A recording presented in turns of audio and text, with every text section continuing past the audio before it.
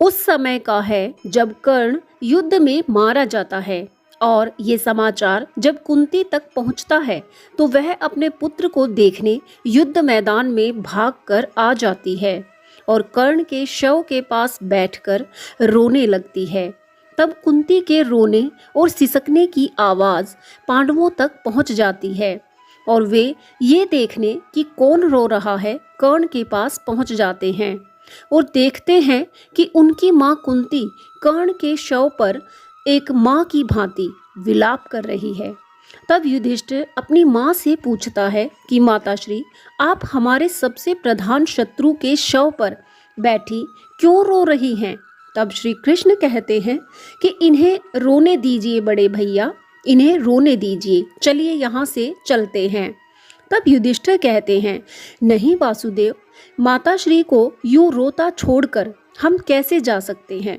तब युधिष्ठिर अपनी ही माँ के पास बैठकर पूछते हैं कि माताश्री, कृपया ये बताइए कि आप अंगराज कर्ण के शव को अपने आंसुओं से क्यों सम्मानित कर रही हैं। तब कुंती अपने आंसू पोंछते हुए कहती है कि ये लो, पोंछ दिए मैंने अपने आंसू, अब तुम जाओ यहाँ से, जाओ और जाकर अपने सैनिकों के शव उठवाओ, जाओ। ऐसा कहकर कुंती जोर जोर से रोने लगती है। तब अर्जुन पूछता है, किंतु आप ये बताती क्यों नहीं माताश्री कि आप इस सूत पुत्र के शव पर विलाप क्यों कर रही हैं। कुंती कहती है, पुत्र अर्जुन, यदि मैंने बता दिया तो तुम्हारे कंधे से ये गांडीव गिर पड़ेगा जिसके बाणों ने इसे छलनी कर दिया है। इसलिए जाओ पुत्र, जाओ अपने भ्राता के साथ और मुझे रोने दो। यदि ये आंसू ना बहे तो ये पृथ्वी मेरे आंसुओं में डूब जाएगी।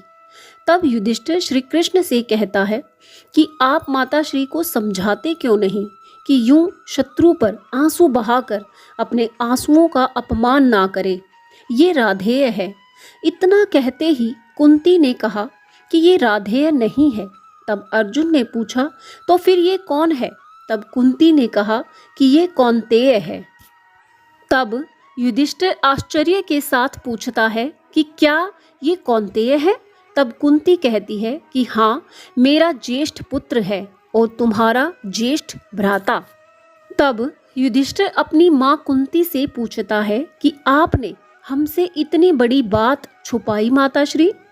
तब कुंती कहती है कि हाँ, छुपाई, और छुपाने में मैं एक एक दिन में हजार हजार बार मरती रही हूँ पुत्र।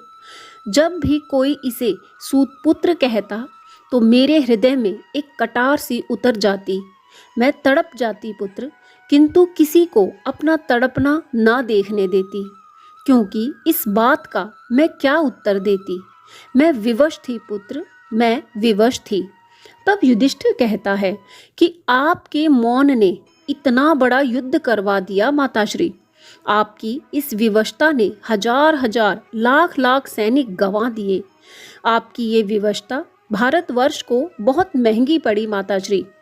इस रणभूमि के हर शव के लिए आप ही उत्तरदायी हैं माताश्री, केवल आप। आपके मौन ने हमें ज्येष्ठ भ्राताश्री का हत्यारा बना दिया। आज इस रणभूमि में इस शव को साक्षी मानकर आपको और संपूर्ण नारी जाति को ये श्राप देता हूँ कि आज के बाद वो कभी कोई भेद नहीं छुपा सकेंगी। इस तरह यदि देखा जाए तो युधिष्ठिर ने बिल्कुल सही कहा है, क्योंकि यदि कुंती पहले ही बता देती कि कर्ण पांडवों का ज्येष्ठ भ्राता है तो शायद युद्ध होता ही नहीं और लाखों जानें बच जाती। क्योंकि यदि कर्ण को पांडव बड़े भाई के रूप में स्वीकार कर लेते तो दुर्योधन अकेला पड़ जाता और युद्ध का विचार छोड़ देता, क्योंकि ये सर्वज्ञात है कि कर्ण की हिम्मत पर ही दुर्योधन युद्ध जैसा कदम उठा रहा था। यदि विवशता के कारण इतनी लाखों जानें बचाई जा सकती थी तो कुंती को अपनी विवशता तोड़ देनी चाहिए थी। उस समय शायद उसे अकेले ही अपयश झेलना पड़ता, लेकिन ये त्रासदी होने से टल जाती। आज भी युधिष्ठिर का दिया गया श्राप नारी जाति पर फलीभूत हो रहा है। कोई भी स्त्री ज्यादा समय तक अपना भेद छुपा नहीं पाती और विवश होकर बता देती है।